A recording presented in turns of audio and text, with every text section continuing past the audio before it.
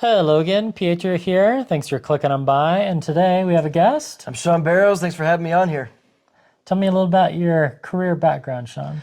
So I started off as a songwriter, thinking that would be my career, as writing for other artists. And then as I kind of started pushing more of my own song content to a growing fan base, that was kind of just the grassroots thing. I got encouraged to do American Idol, and then from there became more of a singer-songwriter for a while, touring and all that kind of stuff.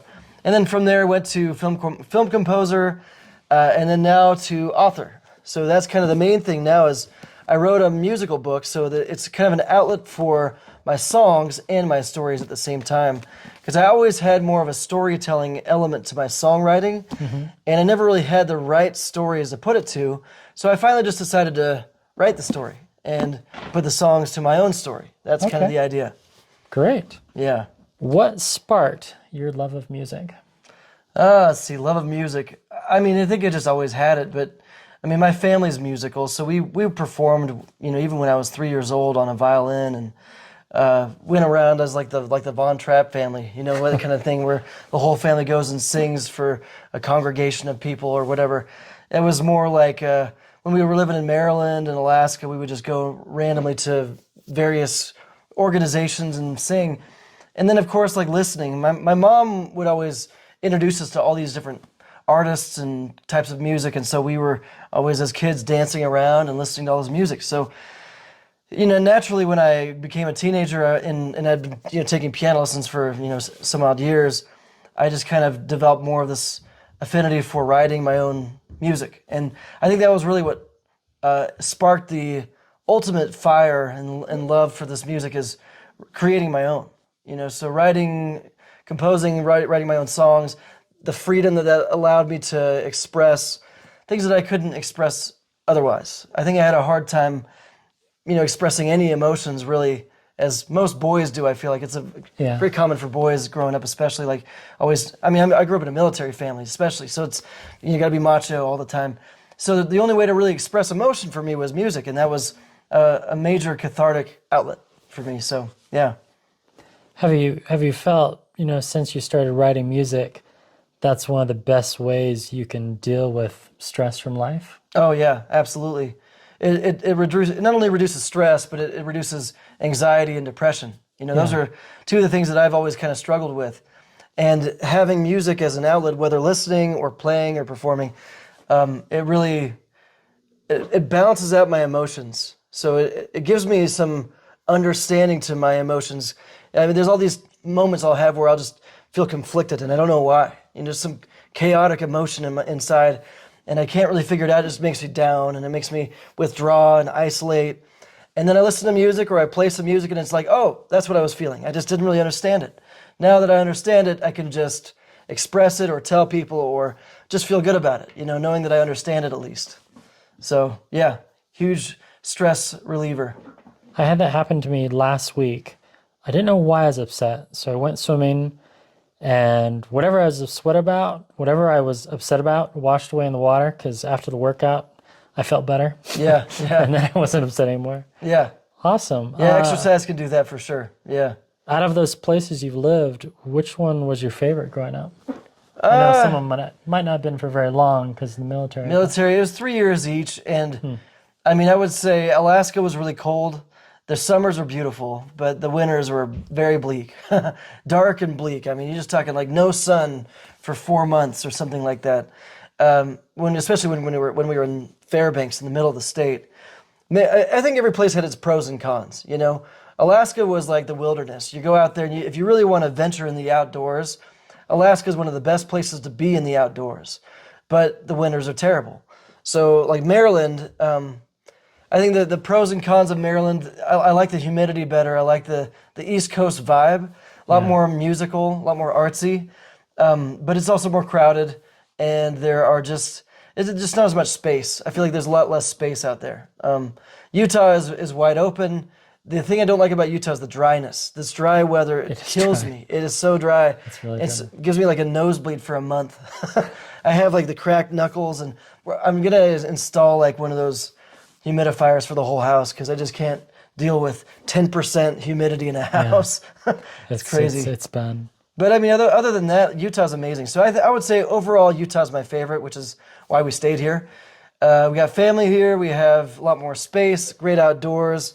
I like the layout of cities and how it's all built out here. Me too. The square grid. Yeah, and you have access to everything. It's 5 minutes away from everything here. So Costco, gym, or the movie theater, it's 5 minutes away. It's true. No traffic unless you go up to Salt Lake, and then it's only a little bit. Yeah. Living in California for a long time, California has the best weather, and that's like their one plus. Everything else I hate. I can't stand California. It's like the worst traffic, the worst expenses, the worst politics, the worst schools, the worst, I don't know. It's just like a terrible place to raise a family, it seems like. So I'm just not a fan of California other than the weather. They have like the perfect weather. So you go there and you're like, I guess it's like the pro and con. Like, I don't have cracked knuckles and I never have to deal with it. Dryness, and the beach is right there. So it's hard to beat that part of it, but everything else, overall I prefer Utah. We went to Sunset Beach in California a few years ago, and it was lovely. Yeah. Yeah, it's a nice place. It is a good place to visit. I prefer visiting California.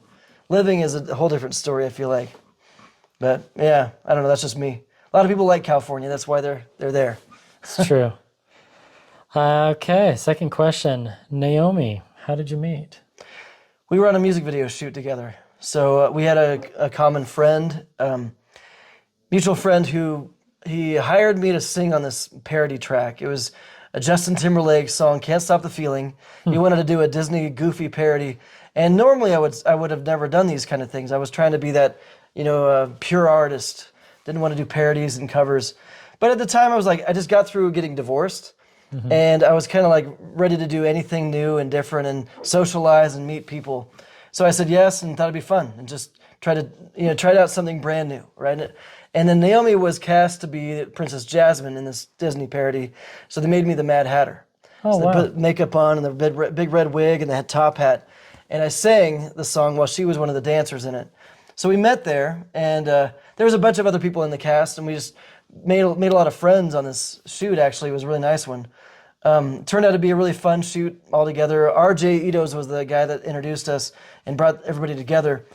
And it was, a great shoot. I kept in touch with her. She went to Florida the very next day for an internship at Disney World.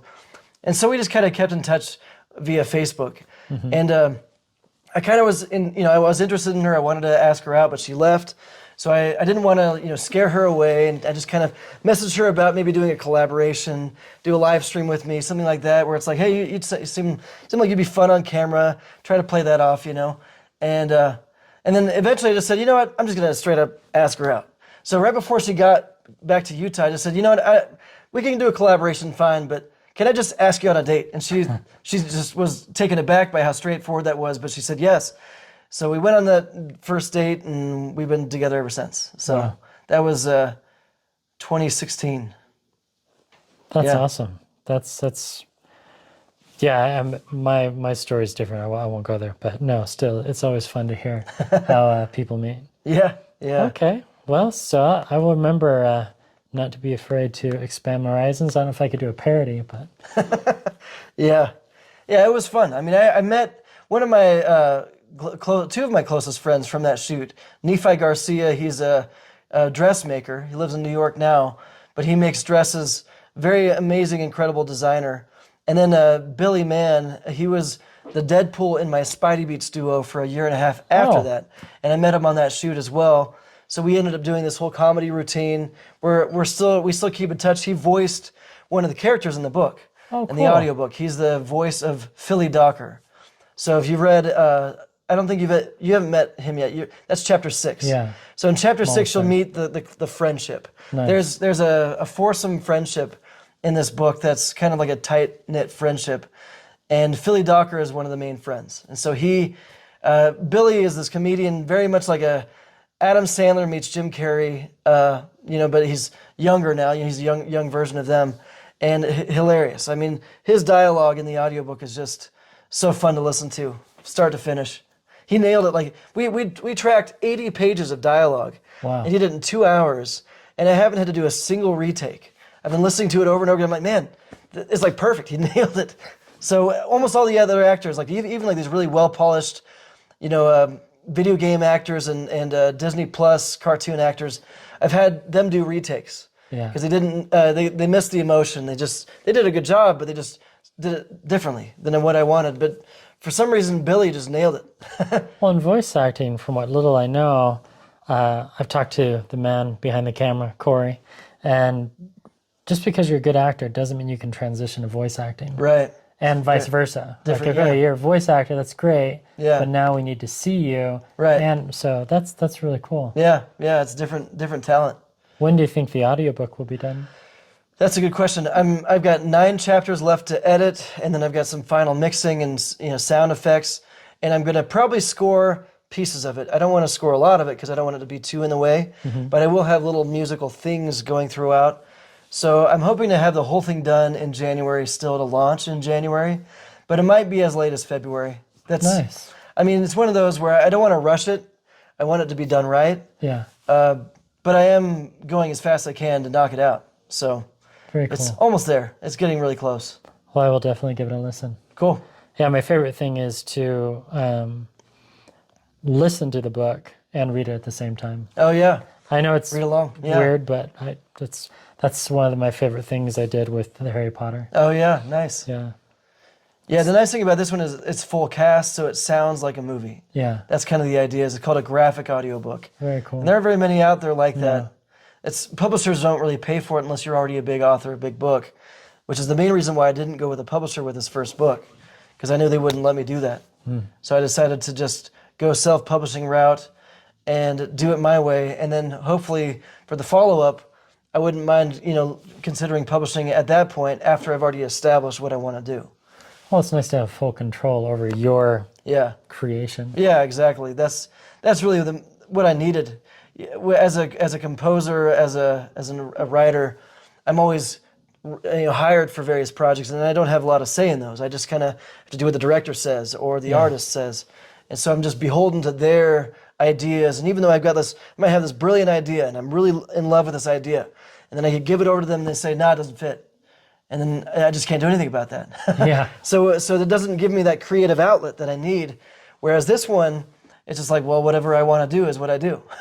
So it's just what I want to hear, what I want to see, what I want to read, And that's nice for a creator to have that outlet to where it's a pure form of art, Whereas a lot of times you don't even have influence. Right.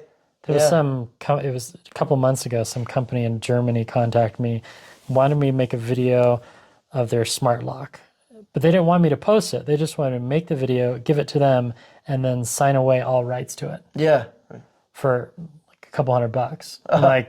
And I had no idea what they were going to do with the video. I had no idea. Right. I'm like, no thanks. Yeah, they could they could do whatever they want with it, make you look terrible. Yeah, they could totally make you, draw, they could just deface you. Yeah, I did. So I talked to my wife, and no, let's pass on that. Yeah, right.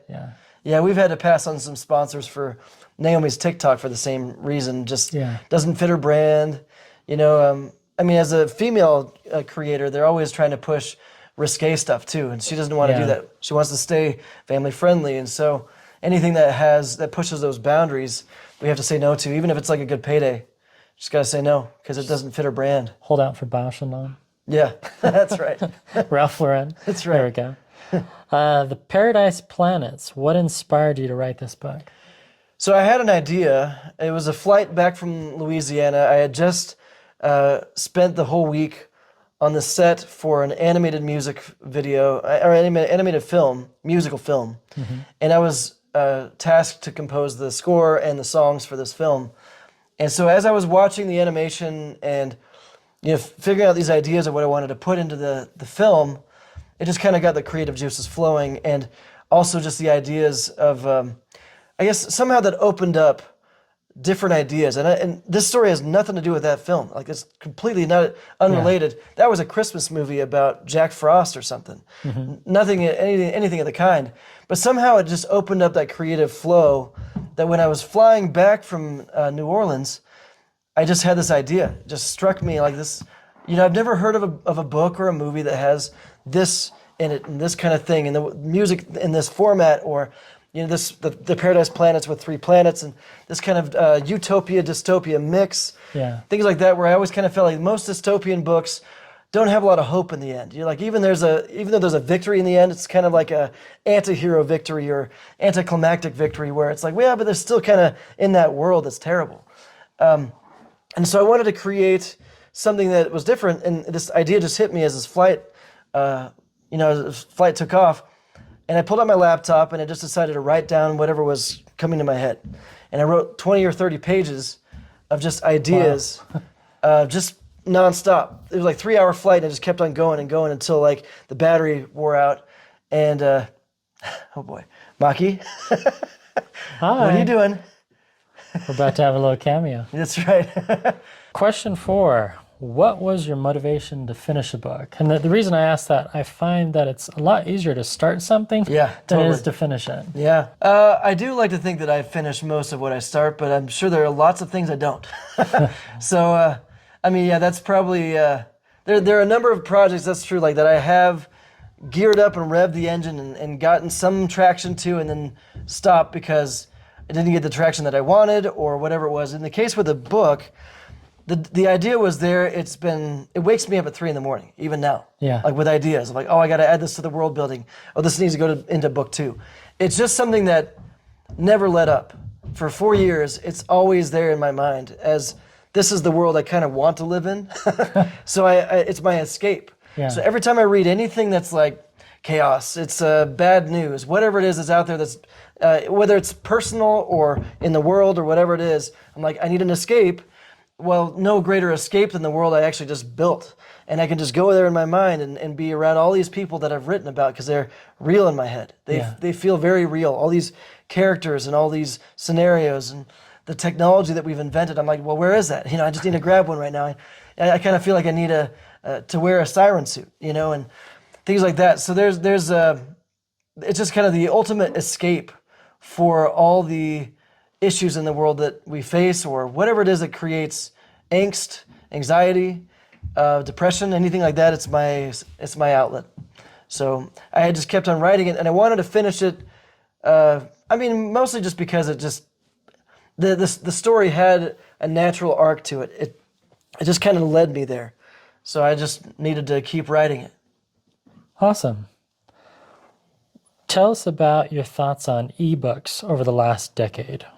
I love where they've come. I think it's so much more accessible. It's a lot. The format's really improved so much. It's so much easier to read. Yeah. And I love that they have like the layout that looks like a page, so it doesn't look like it's too hard on your eyes. It's so easy to hold. You can have thousands of books on one tablet instead of a library, which I like the physical books still. I like the feel of the books, but it's just fun to do both. I think both are great. And I think having a tablet that you can just go swipe through pages is so much easier to, so much more mobile. If you want to travel somewhere, you want to take it, like, you don't know which book to bring, so you just bring 20. And you can, whatever one you're in the mood for on the beach, you can just pick out of those 20, So even before you came out with the paperback hard copy, you were already planning on doing an ebook version. Yeah, okay. Oh yeah. Nice. Yeah, I was always planning on doing ebook and audiobook. Those are like the formats that I thought would be the most accessible. The paperback was more for like the hardcore fans or the people who just there's an audience that just has to have a physical book in their hands. Yeah. So that's great. That's kind of like CDs and vinyl records and stuff like that. Some people just want the vinyl record. They don't want the MP3, the Spotify streaming. I like the vinyl record. That's me. So I figure there's a little bit for everybody, and the hardback is coming. That one's not done yet, but it's I'm waiting on the reviewers. Yeah, you have to have 3 or 4 editorial reviews to list on the back, and so those are coming in. I've just sent it out to all the editorial outlets, and we'll see who comes back. But that's what we're waiting on right now is that then the hardback is going to come next month along with the audiobook. Cool. I will wait for the hardback. Yeah. I'm excited for that one. Cool. So out of all your performances, which moments were most satisfying for you personally? And this doesn't have to be just like American Idol years, just for the past couple decades. Right. Actually, my favorites were the schools that I did. I visited schools and I did these fundraiser concerts. Yeah. It was called the Live for Music Tour. I've watched a few of those. Yeah, I did it for 4 years. We raised $300,000, but it wasn't really about the money that we raised. It was actually about the involvement of the kids in the concerts that I loved the most. So it wasn't just me coming and singing for people. I brought in the choir and the band, the drum line, the dance company. There was all the ensembles that were in the music department were invited, and it varied per school. So some schools would involve all of them, some would be a few, but the choirs and the bands were so much fun to work with. When you had 200 kids singing behind you as you're singing a show, there's something different about that experience. Yeah. And like looking back and seeing like the smiling faces as they're clapping and singing "Live for Music," which is the song that was like the anthem of the tour. It was one that was a good, upbeat, motivational song, and I got to hear all these kids sing it with me. It was just some experience where there were a couple of schools that did the full thing. They had the full choir and the full band playing it with. So I had on the stage we had maybe 100 band kids and 200 choir kids all backing me up on the song, and that was my favorite thing to see, was how it impacted them, what it did to them to have this opportunity to sing, and how they had that release. They got to have that therapeutic moment of performing and sharing their emotion and sharing their light with the audience. That sounds awesome. So I feel like that was, for me, the best part of it was their involvement. Not even just like the audience enjoyed it and they were great, but somehow I always feel like the way that kids were involved in this made it for me. That was what I always remember. That sounds great. I didn't know which one you're going to choose. And then maybe like third place, recording in Abbey Road. Abbey Road that was an iconic moment for sure. That was a few years back. That was pretty recent. Yeah. And going to Abbey Road and recording, I think part of the pros and cons of that one, it was an amazing experience when I was doing it, but I was also a little bit stressed out because I was producing a lot of artists at that series. So there was a lot of juggling, and I had to have the producer hat on for most of the time, which meant I had to be on point and running around and making sure everybody else was getting their scheduled times. And so I was squeezing mine in, and I wasn't fully rested. And so there was some caveats to that one where I'd love to do it again and just do it as just me this time and have the day and take my time. And but I feel like the end result was good. I still like the videos that came out of it. I just kind of feel like it was a little rushed. I wouldn't have minded having a little more time. I thought the videos were great. I watched most of them. Yeah, thanks. What artist has influenced you the most? So as far as music, Yeah. Hans Zimmer and Danny Elfman and John Williams would be probably the top. John Williams, yes. Yes. Yes, I love John Williams. Yeah, score music is like the most motivational music to me. For songs, I like Ryan Tedder and I like Chris Martin, Bono. U2, I would say Sting was a big one. Sting influenced most of my childhood, and Billy Joel. So those are kind of like the two that I listened to the most. And Phil Collins. So there's a lot. It's a long list. It's not any one. I'd have to give you maybe a top 10. Okay. Well, we'll do that in the next interview. Yeah. No, I like all those. I was kind of hoping you to say Harry Connick Jr., but that's okay. Yeah. I listened to Harry Connick. I didn't listen to him as much as most people think, just because I did go jazzy with a lot of my stuff, and I was compared to him a lot, but I didn't actually grow up listening to him that much. I was more of a Billy Joel, and as far as the jazzy side, I went to, I just totally spaced out on David, oh man, why can't I think of his name? I just totally spaced on his, Take 5. He was known for his Take 5 song, but I totally spaced on his name. But Herbie Hancock was another one. Okay. Let's see, jazz. I went to more of the old classics. Why am I spacing out on that guy's name? That's okay. Weird. We can come back to it. Yeah. Anyway. We'll put it in the comments down below. Yeah, that's right. Other than your wife, how much of your family life fell into the pages of your book? Let's see. There are moments as a dad with a daughter kind of relationship where when I was writing the father character in this. Caesar. Yeah, not Caesar, he's the brother. Leontari is the dad. Oh, Leontari, sorry. Yeah, Leontari is the dad, Leo. And so when I was writing Leo and Vidara, more from my wife's perspective as a mother, that did get fused in there a little bit. I would say siblings and stuff like that, not so much. I didn't really put a lot of sibling dialogue or anything like that. Most of the characters that are siblings in the book are based on friends of mine more than they are based on siblings of mine. But there is one that's an uncle that'll come in later on that's based on my brother. He isn't really in this book. I took his scene out. It was too much of the backstory, so he didn't make the cut. But he'll be in book 2. Very cool. Uncle Sidney is going to be his character. So he's based on one of my brothers. And kind of probably a mesh of both brothers, actually, is what he's going to end up being.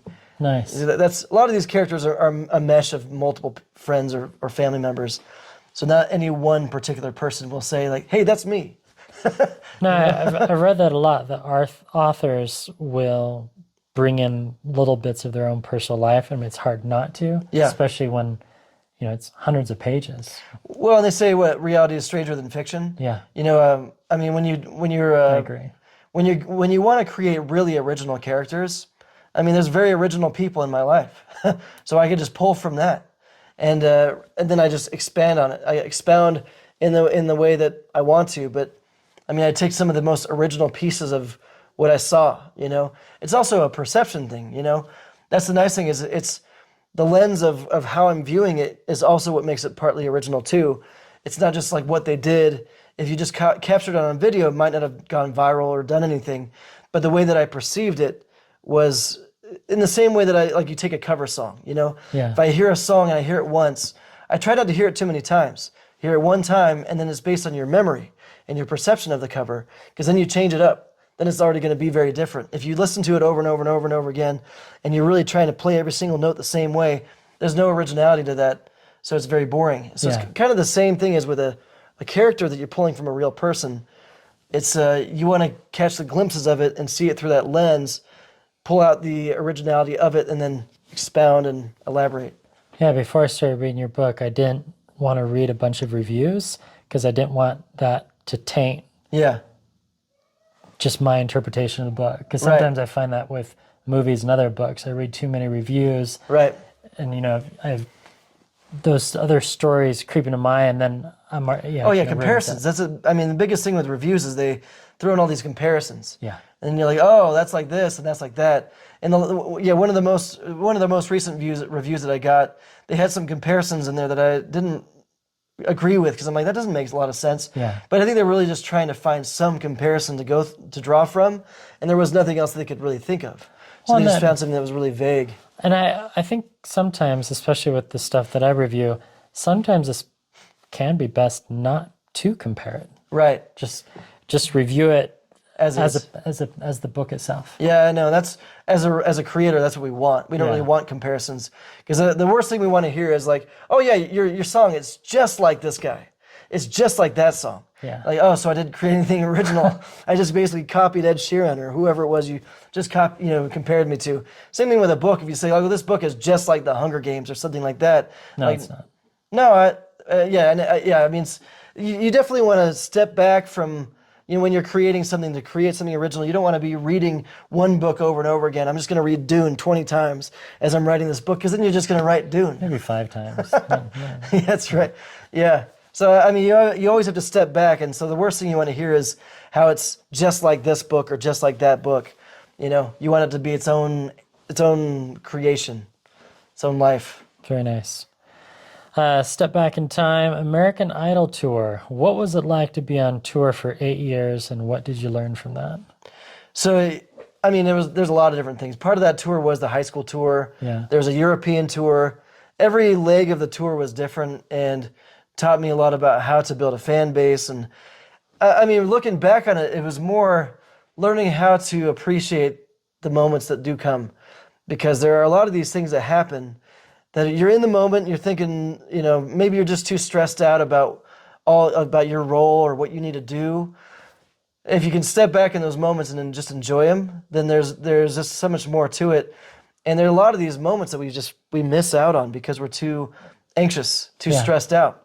And that was probably one of the biggest things, is there were a lot of really cool moments that happened in my tour that I was stressed out during to really appreciate. I think the first one that comes to mind is the Lucas Oil Stadium concert. I did a show for 40,000 marching band kids. Wow. It was I was the featured guest for their big competition. So they brought me out when the judges were deliberating, and everybody was seated and waiting and anxiously to find out who won the competition. And I had 2,000 kids on the field with me, so they were lined up. All the different marching bands were lined up behind me, and I had a whole marching band of like 200 kids on playing the song with me. And the whole time I kept thinking like, how stressed out I was about performing. Making sure I did a good performance instead of just enjoying the moment and being in the stadium and saying, "Wow, look at me right now. I'm in this stadium surrounded by all these people listening to me right now," and it's like I got the floor for 40,000 people singing an original song. It's the theme song for these kids. And I feel like I enjoyed pieces of that, but I just didn't really take it in like I wished I would have. And there were a lot of those kind of moments. American Idol, I had some parts where I was very stressed out and other parts where I enjoyed it. So it was hit and miss there. Just kind of, I was consciously aware of the stress. And I'm like, I got to relax, got to be more okay with things. And music is one of the few industries where trying really hard and doing your best count against you. You actually can go too hard. You can push, be too seriously competitive, and it'll count against you because they want the guy who looks cool and relaxed and chill about the whole thing, and they want the the relatable, whatever, funny guy that's whatever. They don't want the guy that's trying really hard. That's not really. That's the music world is strange like that. It doesn't pay off to be the guy who's just the overly determined. Seems so wrong. Yeah, I know. Where every other industry that works. Yeah. To be that go-getter, the sports, go-getter type. In music, you got to be the laid-back guy that's basically looks like he's high and just chilling and hanging out.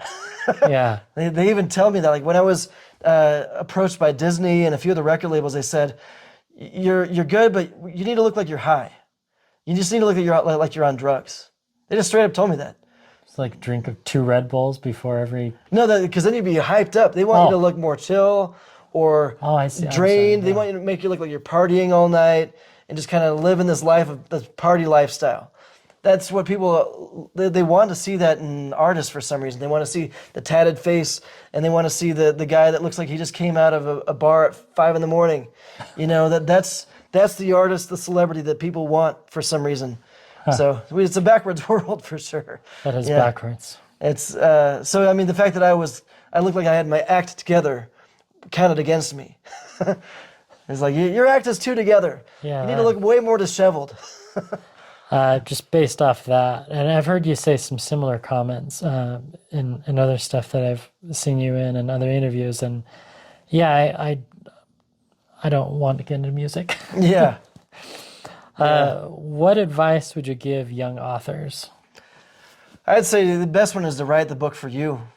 I think if you're your audience first, don't. It's so easy to get caught up in the shiny object syndrome where you see somebody make a splash over here because they wrote this kind of genre or this kind of story, and you think, oh, if I just wrote something like that, it would do really well.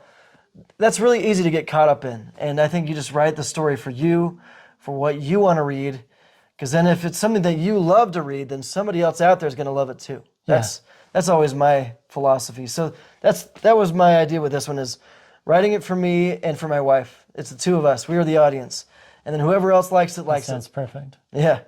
Yeah, I have to think of that same way. There is one concept where one for them, one for me. Yeah.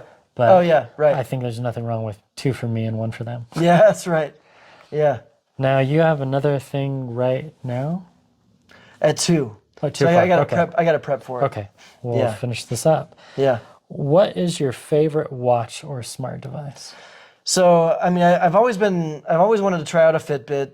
I think this Garmin watch actually looks pretty awesome. So I do like the big watches, by the way. I'm kind of a big watch fan. I'll lend you this one. Okay. Yeah, I'd love to try it out. Yeah? Yeah, that'd be awesome. So just right now, I guess. Okay, cool. I do have multiple bands for this one. Okay. Yeah, this one breathes though, right? This is kind of this band breathes, so I feel like this is... The weird thing that a lot of people don't know is when you're wearing a watch and also smart rings, throughout the day, your wrist and your fingers are expanding and contracting. So it's nice to have a Velcro watch or a nice Totally. leather band. Yeah. So you're not constantly adjusting. I don't love the leather bands. I think that's one of the things that deters me is that I love Velcro makes a lot more sense because Yeah. it's more stretchable, more breathing, And you don't have to worry breathable. about getting it wet. Yeah, yeah, right. Yeah. Yeah, whereas like the leather will stick to me sometimes, or the plastic ones, or certain bands that will be. I think the rubber one. The last watch I had was a rubber band, Oh, and it always stuck, and it's like it was really annoying. I had to keep moving it around because it wouldn't allow my skin to breathe underneath, that would be annoying. But it was like this interesting idea of like this as a rubber band that had the face you could pop out and in, so you could replace the faces with different colors and stuff. Huh. Was it a swatch?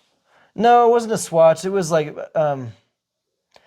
I don't think they're around anymore. I want to say this was like 10 years ago, so I can't even remember the name of the brand, but I don't know if they're around. I don't think they lasted.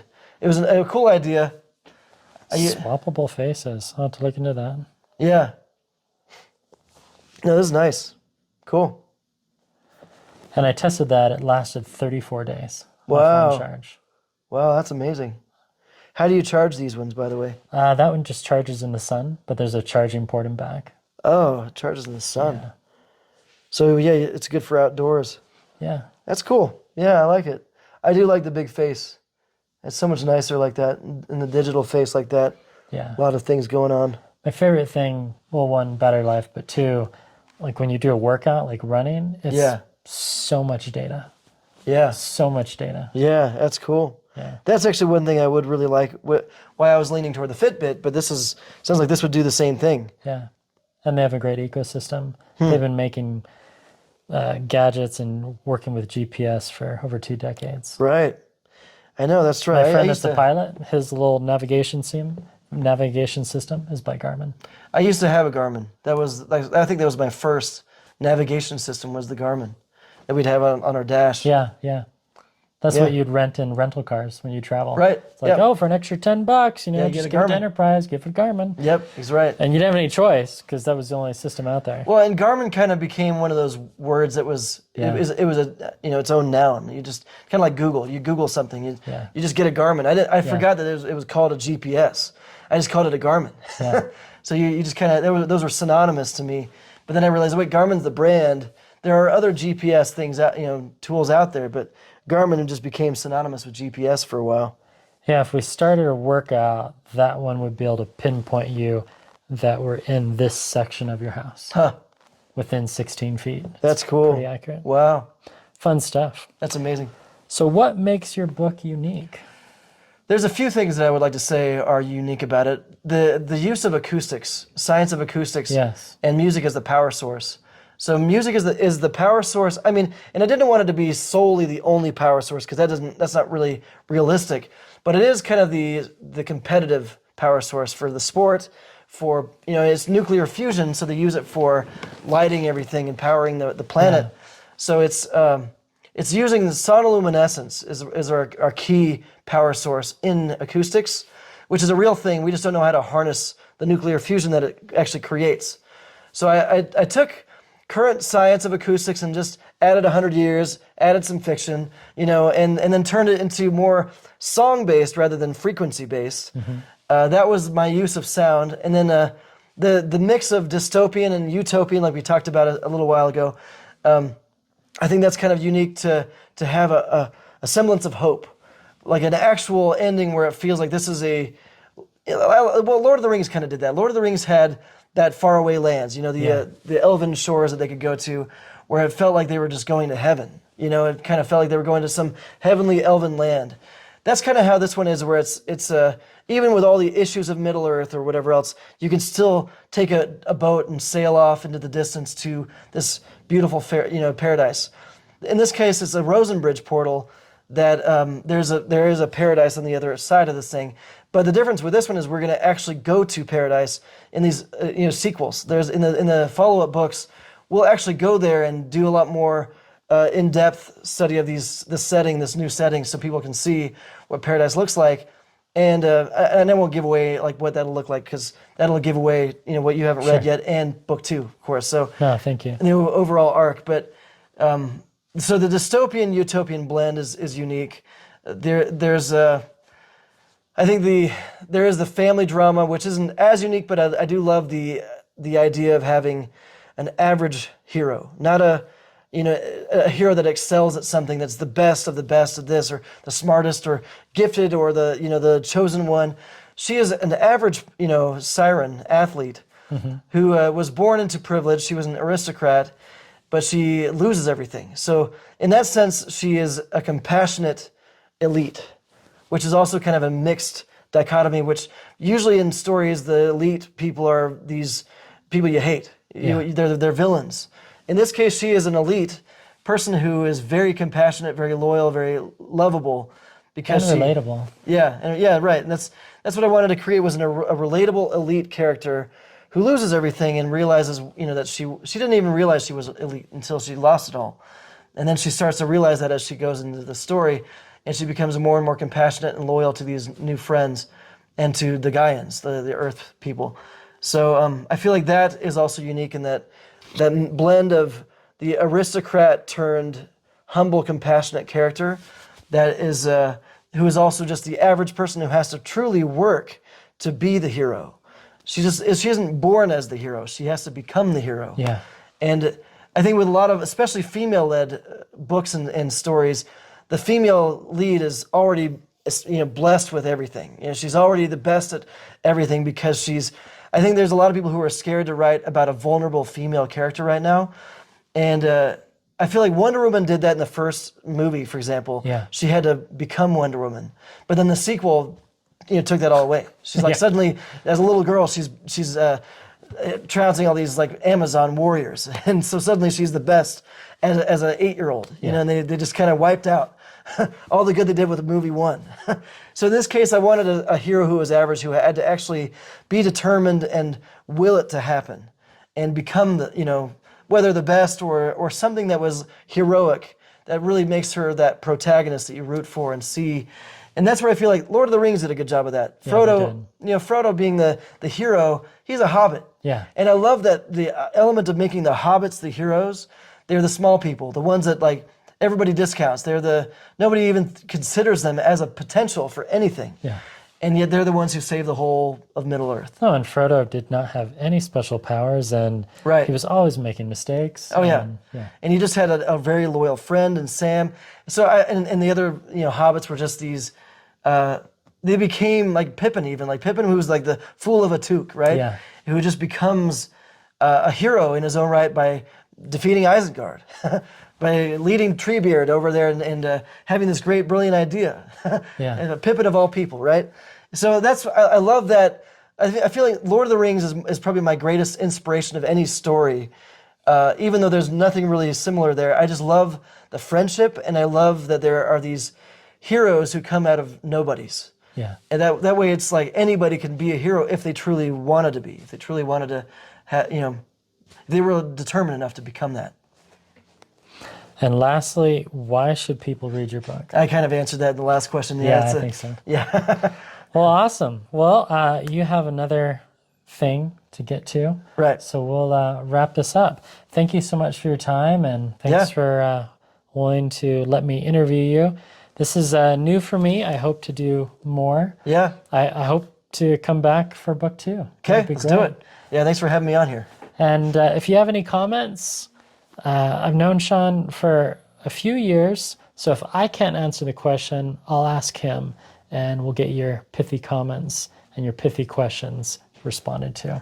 Thank you so much for your time, and we look forward to book 2.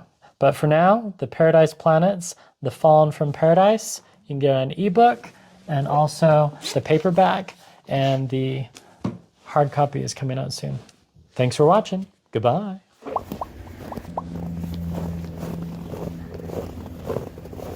All right. Hello again, Pietro here, and this time we have a special guest with me. I'm Shaun Barrowes. Thanks for having me here. You're welcome. And today we are talking about The Paradise Planets. This is the ebook and the physical book. And right now, if you want to save a ton of money, you can get the ebook for just 99 cents.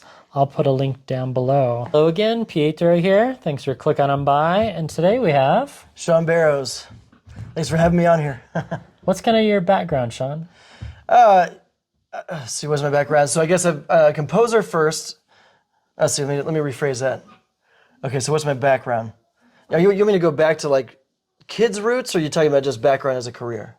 Background as a career. Okay, so I started off as a songwriter, and then I guess with the American Idol thing, I went to singer-songwriter, and then from there went to film composer. So that was probably the arc. Starting out thinking I was just going to be a songwriter.